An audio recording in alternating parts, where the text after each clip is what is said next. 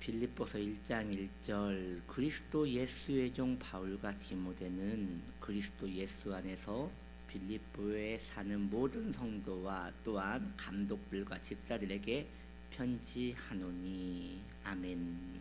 오늘 말씀의 제목은 그리스도 안에서입니다.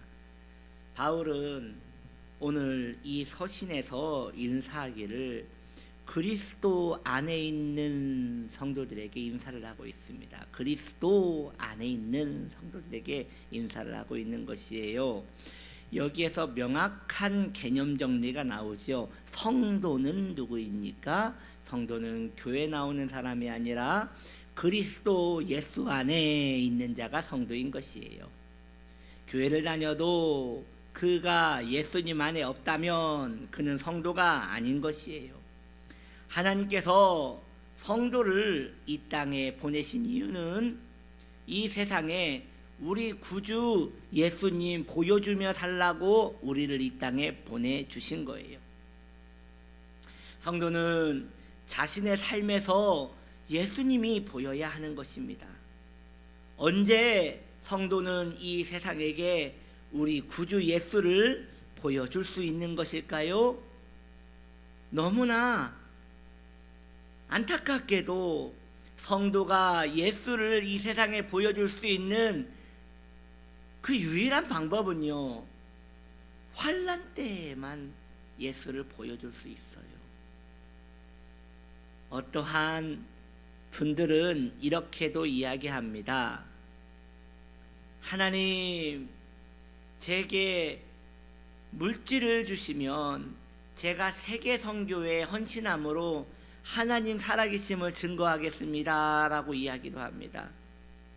어떠한 이는 하나님, 제 병을 고쳐주시면 제가 충성봉사하여 하나님 살아계심을 간증하며 살겠습니다 라고 말합니다. 네, 이해가 되지 않습니까? 그 환난이 빨리 끝나기를 소망하는 그 마음. 그래서 많은 이들이 거기에서 벗어나게 해주시면 제가 하나님께 영광을 돌리겠습니다 라고 말하지만 사실은 그렇지 않단 말이에요. 여러분, 그렇지 않습니까? 지금 바울이 감옥에서 편지를 쓰고 있지 감옥에서 나와서 편지를 쓰고 있지 않단 말이에요. 바울은 그 감옥에서 결국 나오지 못해요.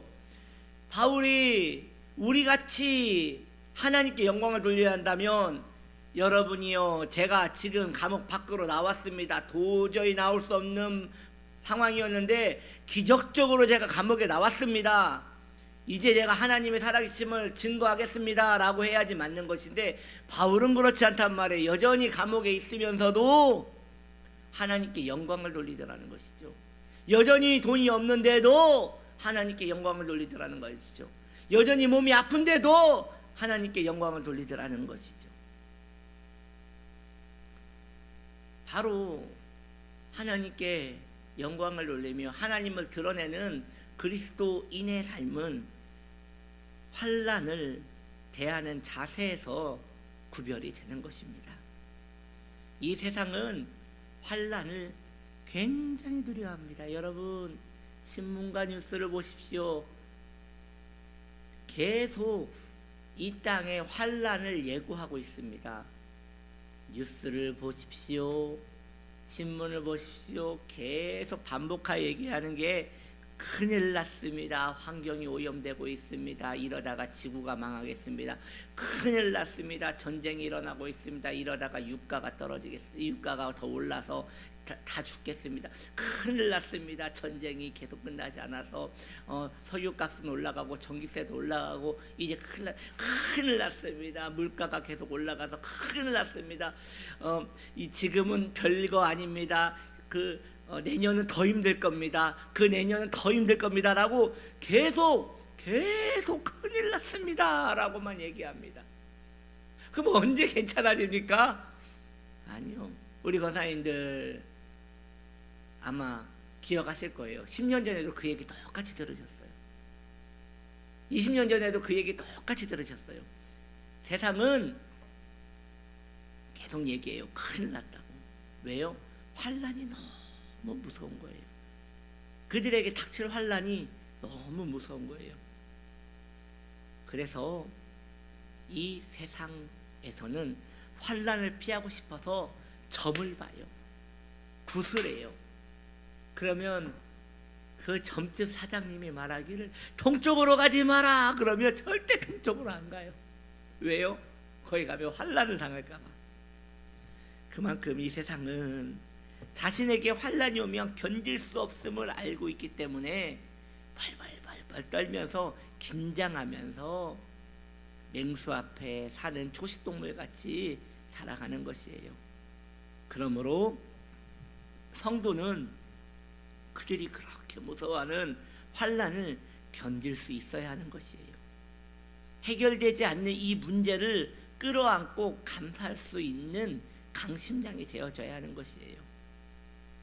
예수 안에 있는 자는 그렇게 살 수 있음을 세상에 보여주어야 하나님 계시나 보다라고 생각을 하게 되는 것이죠. 오늘날 기독교는 참 안타깝게 오늘날 기독교는 힘이 없어요. 왜 힘이 없어요? 기도하지 않아서요? 아니요. 베개 기도하고 밤낮으로 기도하고 계속 모아서 기도해요. 그럼 전도하지 않아서요? 아니요. 전도띠 메고 지금도 밖에서 전도하시는 분들이 있단 말이죠. 그런 것이 아니에요. 그런 것 때문에 기독교에 힘이 없는 게 아니에요. 오늘날 성도가 힘이 없는 이유는 예수님 안에 살고 있지 않기 때문이에요. 예수님 안에 사는 것, 이게 복음이에요. 예수님 안에 있는 것으로 만족하고 그것으로 기뻐하는 삶, 바로 이것이 성도의 삶인 것이에요.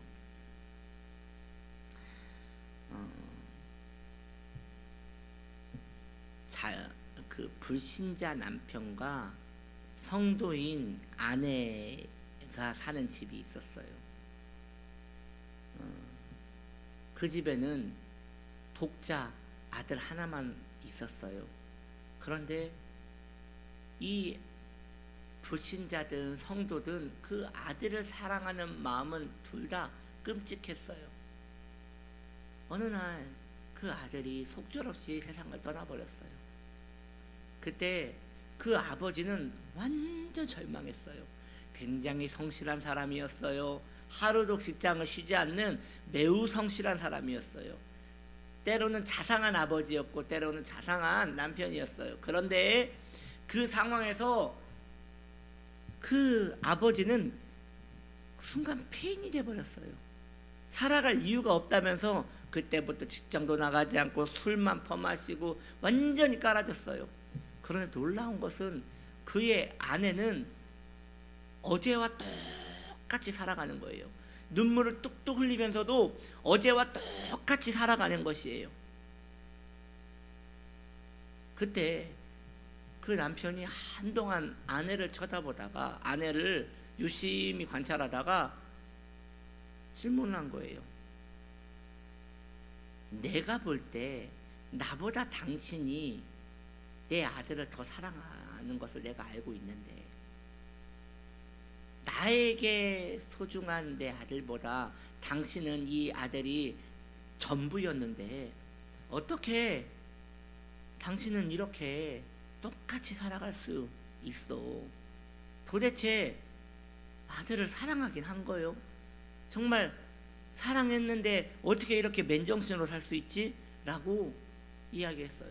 그때 아내는 남편을 똑바로 쳐다보고 요동함이 없이 정확히 얘기합니다.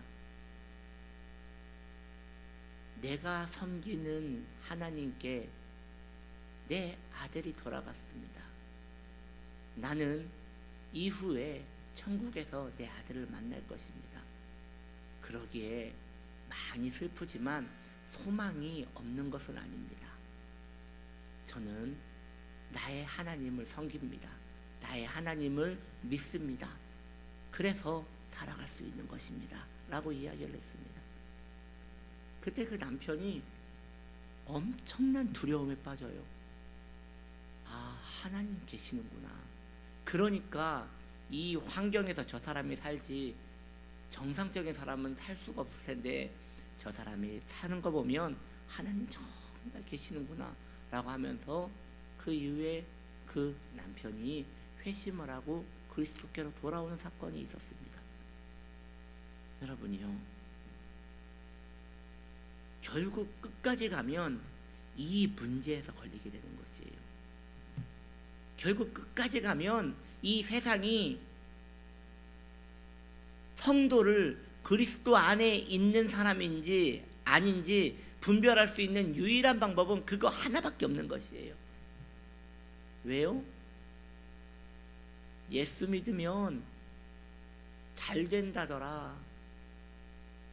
여러분, 이것은요, 이 세상 사람들이 제일 좋아하는 말이에요. 무엇을 해서 잘 된다더라. 이것은요, 세상 사람들이 더 전문가예요. 세상 사람들이 이 세상이 가지지 못한 것은 잃었는데도, 없어졌는데도, 망했는데도, 후패해졌는데도 어떻게 그래도 살 수 있지? 그래도 어떻게 저렇게 감사하며 살 수 있지? 이것이 이해 안 되는 세상의 신비예요. 성도는 그리스도 안에 있는 것으로 충분한 만족을 누렸기 때문에 그 만족을 누구도 뺏어갈 수 없는 사람이 성도인 것입니다. 예수님 안에 거하십시오. 그리고 그것이 무엇인가, 예수님 안에 사는 것이 도대체 무엇인가를 한번 생각해 보십시오. 그렇게 예수 안에 있음을